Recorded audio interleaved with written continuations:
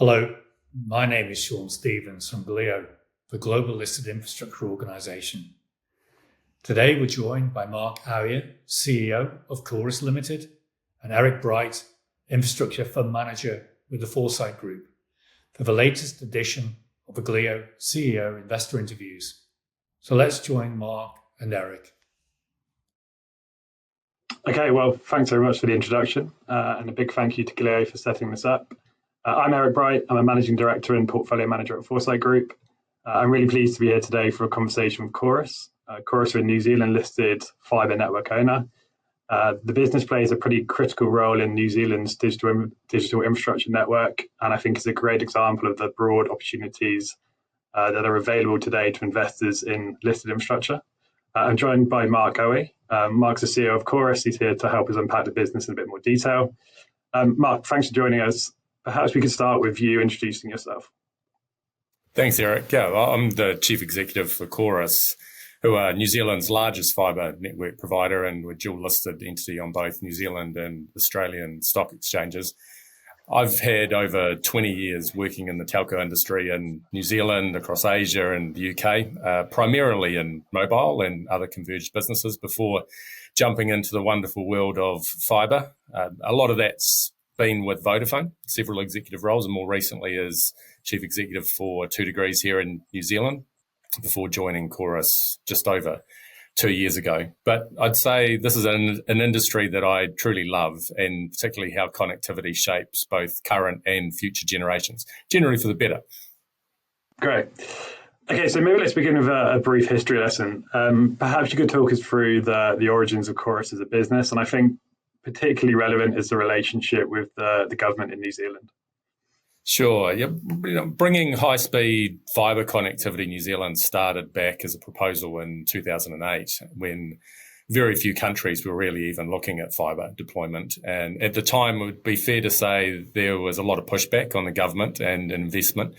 But we had a small group of visionaries who really had the courage and the temperament to keep pushing.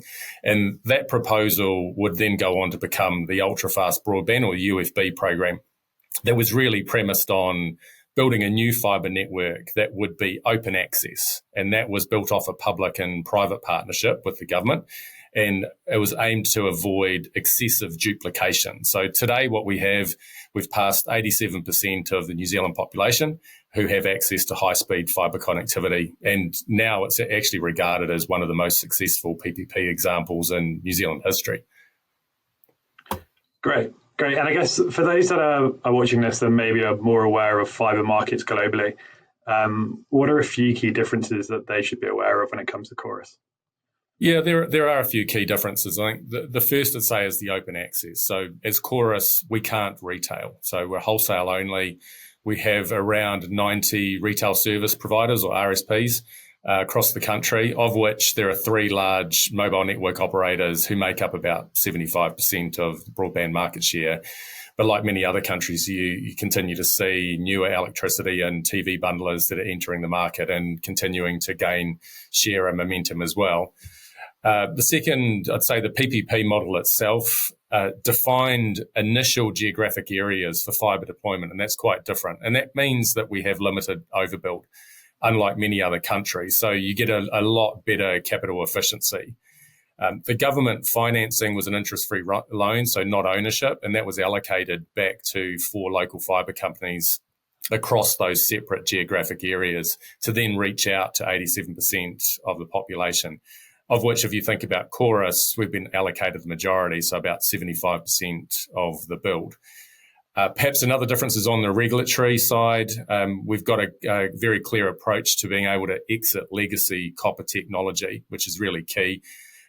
We've legislated for copper withdrawal, so there's a code that actually enables us as network providers to notify and then migrate customers from copper to fibre quickly. So think about within 6 months. If you can compare that to other markets that can see similar migration over a number of years. So obviously that's accelerated our ability to drive the uptake of fibre and move off legacy copper services. So not only are we moving customers faster to future fit technology, but we have a pathway to exit copper and realise those significant savings that go with terminating legacy services. And maybe the final difference I'd call out is on a benchmark basis. If you look at the result and the maturity of New Zealand, and it's evolved rapidly. So we're, for a country of roughly only 5 million people, New Zealand's ranked 19th in the world for fibre penetration and uptake. So again, the 87% of premises passed and already 72% uptake. And we've got aspirations to get to 80% by 2030. And if you think of the backdrop from an economic perspective, the deployment of fibre alone has already delivered $31 billion of economic and productivity gains to date to the country. And that's forecast to grow to over $140 billion over the next 10 years. Yeah. Speaks to the kind of critical nature of the network, right? I guess before we dive into Chorus in more detail, we've seen some notable transaction activity in fibre markets this year. What do you think that tells us about fibre as an investment more broadly? Yeah, good point. And for me, it's not a surprise. Broadband really isn't a luxury service anymore. It's become essential digital infrastructure. And we certainly see fibre as the gold standard in broadband technology. It's more resilient, efficient, scalable, and it really is future fit for purpose. And our needs only continue to grow. So I think the evolutions to IP-based content as consumers, and equally from an enterprise perspective, I think infrastructure, cloud and AI services are only going to increase that dependency on technology. And it's technology that really needs to be scalable. And that's what fibre is. And we're seeing a lot of M&A activity. I think if you look at the United States as an example, with the larger telcos acquiring fibre networks with T-Mobile, Verizon, AT&T. And for me, I believe those acquisitions reflect more of the forward planning. So right now, 5G fixed wireless is still relatively new and it has latent capacity, but that will change over time as that capacity is filled and then the economics change. And I'd say I equally believe that thinking really recognises the scalability again of fibre infrastructure and the longer term value and yield that it returns. Finally, I'd say, when you think about fibre and other technologies, given the climate that we're living in, it'd be remiss not to recognise the relative sustainability, where fibre is significantly more efficient to run than some of the traditional wireless and copper networks. Yeah. Great. Okay, so maybe we'll kind of use that as a reason to explore Chorus as an investment opportunity. So I think infrastructure investors and infrastructure markets are very familiar with regulated businesses. Could you perhaps explain to us how Chorus falls under a regulated model and what that means for the business? Sure.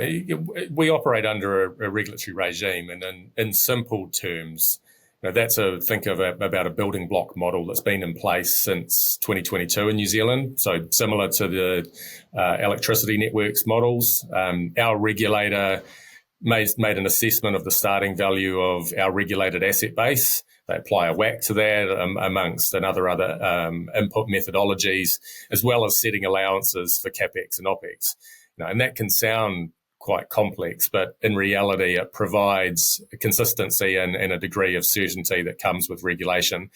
And that was designed to set a maximum allowable revenue that if we under-earn it, then we get a wash-up allowance in the next regulatory period. Indexation adjustments happen to the regulated asset base each year with inflation. So inflation for New Zealand, we're currently running at about 2.5% or so.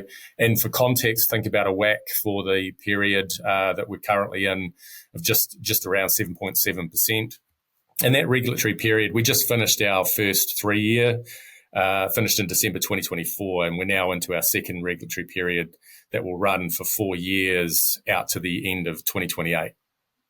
Yeah, I think it speaks to the difference of Chorus as a fibre owner and effectively a slightly de-risk play on fibre versus other markets, right?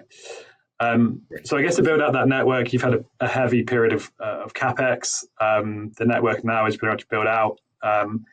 We expect that you'll generate some significant free cash flow as we move forward. How should investors think about capital allocation? And maybe you can comment on the dividend being a pretty key component of forward-looking returns from here. Sure. So, the fibre rollout to the 87% of population was completed at the back end of 2022. So we're still connecting premises, and like many other countries, there's still significant new property development inside existing fibre footprints, and that also generates additional installations. But as I said earlier, we're at 72% fibre uptake on those premises already. So the scale of installation capex is naturally reducing while fibre revenues are obviously growing. That's partially offset by the withdrawal of the copper network, which means obviously reducing revenues, but also reducing the associated costs. So considering that not that long ago in New Zealand history, 100% of broadband users were on copper, today that's less than 10%. And we've highlighted that also gives us an opportunity, like many other markets are starting to look at copper recovery and sale of those cables, specifically the more larger copper cables. Obviously, that depends on market conditions, but that could yield $30 to $50 million on resale over the next 5 to 7 years for what is essentially going to become a redundant asset. In terms of our capital management framework, so we reviewed that and reset it probably this time last year, and it was appropriate to do so as we headed into that new and second regulatory period, and we'll continue to do the same ahead of the 2029 and third regulatory period. Our focus, though, as part of that framework has been on operating free cash flow, less sustaining capex or maintenance capex. And we aim to pay 70 to 90% of that on average over time as an ordinary dividend. And we've given that guidance really overall of delivering a sustainable growing dividend, at least in real terms. Yeah. Okay, great. So you kind of touched on it there a little bit, but digital infrastructure is an ever developing market. We've moved from copper to fibre, and that's still in flux to some degree. I guess maybe just commenting on where we are with that, but then maybe moving forward as well, just commenting on how fibre actually has a place where it can sustain now and can support ultimately faster speeds across the network. And as we move into an increasingly digital world, why fibre is well placed to support us. Yeah, copper, as I say, continues to decline rapidly as it does in many other markets because there are far better alternatives available. If I look at Chorus's customer base on copper, it declined by 40% year on year. And we have less than 100,000 customers now remaining on copper overall. So in designated fibre areas where we cover that 87% of the population, we're aiming to be completely out of copper by mid-2026. And in areas that fibre is available, we've been able to migrate roughly 80% of broadband customers directly from copper to fibre. So there's a high rate of conversion.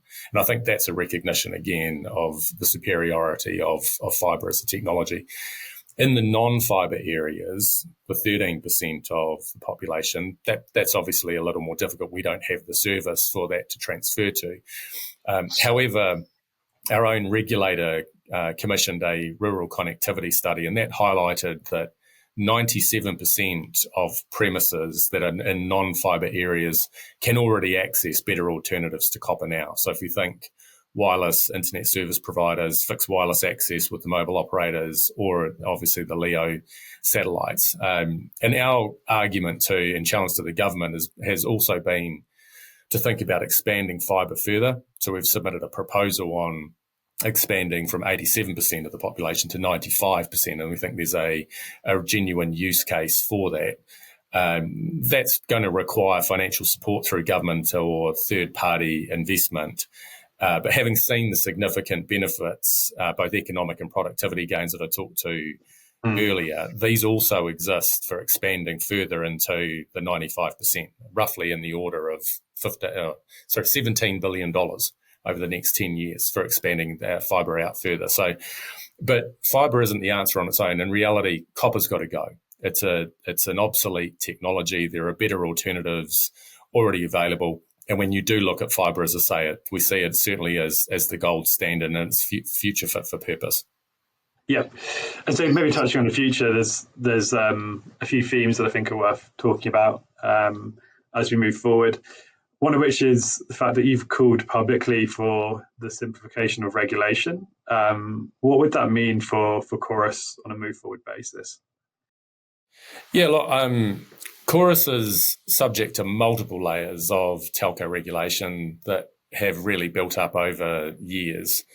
And at the time, they made sense, right? Particularly as Chorus was born out of what was telecom, and we had structural separation here for the retail and the wholesaler. But many of those now are just outdated constructs that really no longer apply. And we've called for simplification of the regime to reduce some of that regulatory burden. And we've been pretty vocal about this. And really pleased to see recently the government announced here a review over the next 6 months that is going to consider a number of things. And maybe to pick up on some of those examples that we've been pushing, because they're probably similar for other markets. The first is around reporting and really streamlining the amount of information that we have to submit at each regulatory review. If we're not performing as expected, tell us. Otherwise, let's reduce the volume of information that actually has to be provided.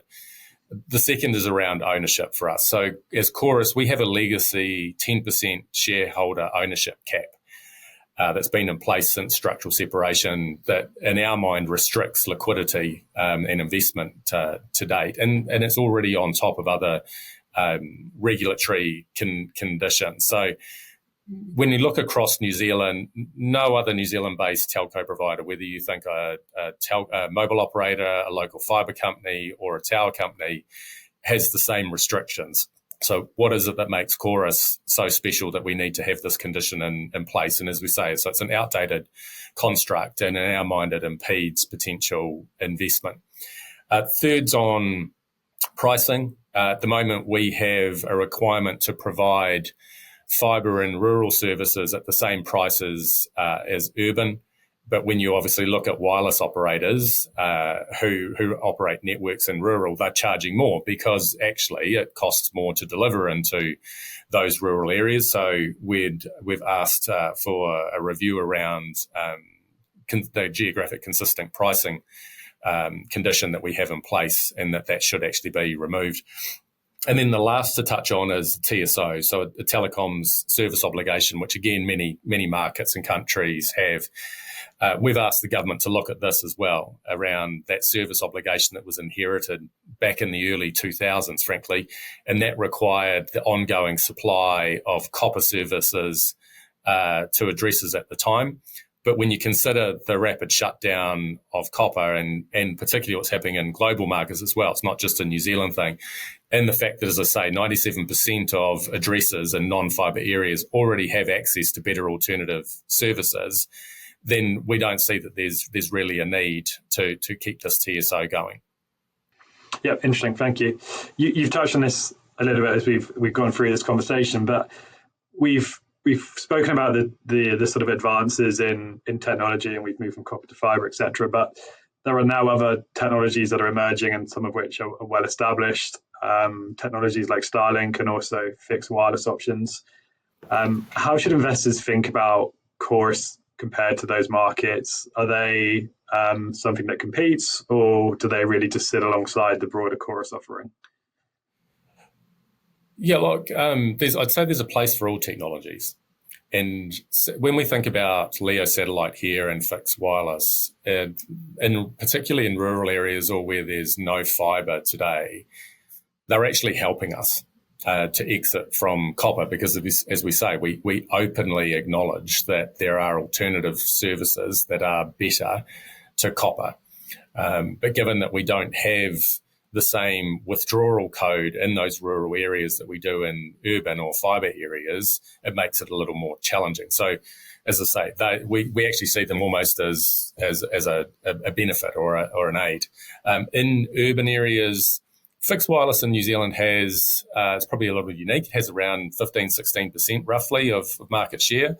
That was really born out of the days when copper, I think ADSL in particular, or VDSL was available and fibre wasn't available. 4G fixed wireless access at the time presented quite an appealing alternative.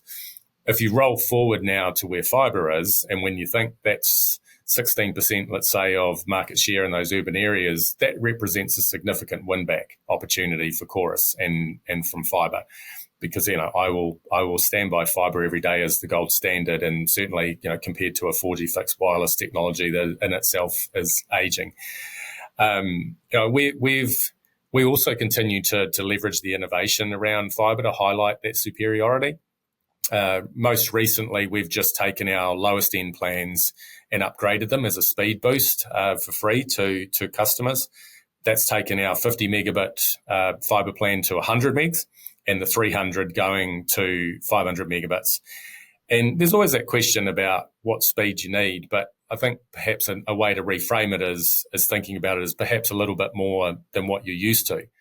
And what we consistently see with customers that are going on to higher speed broadband plans is that they use more data. And perhaps it's, can be seen as a little cynical. Of course, we say that fibre is the gold standard, but from a reporting perspective here, our own regulator, the Commerce Commission, do monitoring reports themselves and publish them each quarter. And that clearly shows fibre's superiority when you think about latency and download and uplink speeds versus those alternative broadband solutions. It does come out as fibre being the clear gold standard. Again, I go back to those characteristics that are very clear. It is more resilient, it's more scalable, and it is your future fit technology. Yeah. And I think as consumers, we've shown consistently year over year that we want faster connectivity and we consume more and more data. I think the AI boom in recent years is the next stage of that, right? And it's definitely caught the attention of investors, and it's playing out in digital infrastructure markets in real time. Where does Chorus sit in this theme? Yeah, I mean, it's an interesting point. It seems like every other article that I read today, is about the growth of data centers or AI or the connectivity that's required. But, realistically, if we think about where we are in this evolution now, all that growth is still primarily cloud-based connectivity requirements. It's that the evolution of generative AI in itself is evolving rapidly, but the connectivity requirements for that are just going to exponentially explode, most likely, when we figure out what it is that AI is going to, and the role that it's going to play in our lives. So I think from a Chorus perspective and as a fibre network owner, we're an enabler for that. And if I think about New Zealand right now, we have around 60 data centres across New Zealand. But we're seeing the more recent entry of hyperscalers here that are coming online. New Zealand in itself is well positioned and potentially presents a compelling case even for large DC builds. We have comparatively lower land prices, access to high renewable energy, so we're over 80% renewables, and lower ambient temperature, particularly the further south you go in New Zealand. From a Chorus perspective, we previously announced that we were exploring the build for a new subsea cable, providing connectivity as a ring between Auckland, Sydney, Melbourne, back to the South Island in New Zealand and Invercargill. And that would then effectively connect back to our terrestrial land-based fibre network. So, there's a lot of movement and activity in this market, and I don't expect it's going to slow down. But again, all those characteristics of a fibre network play well into that. Yeah, great, interesting. And maybe we can just take a step back and kind of wrap up on that. So I guess keen to hear from you on what you feel is underappreciated when we think about the Chorus investment proposition as a whole. And I guess as part of that, what does a successful 3 to 5 year period for the business look like? Perhaps if I do one point as a reflection and say that the history to current day, I think what's underappreciated is, and it's maybe because New Zealand's so far away or it's seen as a smaller market, but I don't think that Chorus gets that recognition that's due for what's already been achieved. For all the things I've spoken to earlier, New Zealand is one of the leading markets and providers in the world. 87% passed already, 72% that have already taken up fibre, and well on our exit to copper being gone completely. And it shows that Chorus has the credibility to not only build but connect and to operate at large scale. maybe the second point, if I then roll forward and think about a reflection of the future potential, this time last year or so, we reset our strategy under a premise of our road to 2030. So thinking that 5-year vision out. And that recognised Chorus moving from a model of what perhaps in the past was the great network builder and maybe evolving towards being the great network operator.